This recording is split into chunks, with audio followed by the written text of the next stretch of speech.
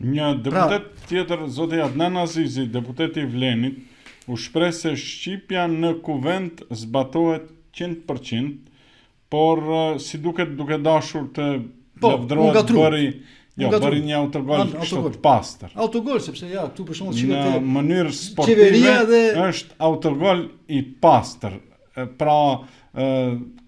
Kjo është ajo që thash para, se thash para. E mund ekipin tonë kështu në mënyrë maestrale. E di çfarë është puna. Sepse çfarë nxorri në që kuvendi i ka 50 akte të publikuara në gazetën zyrtare të Republikës Maqedonisë së Veriut dhe i ka 50. Disa qeveria dhe kryetari i shtetit zero.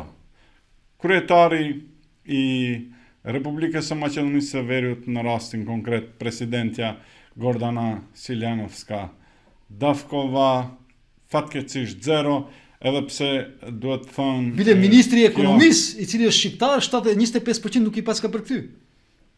75%.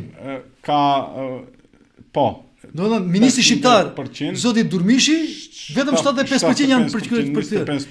Prandaj thash para.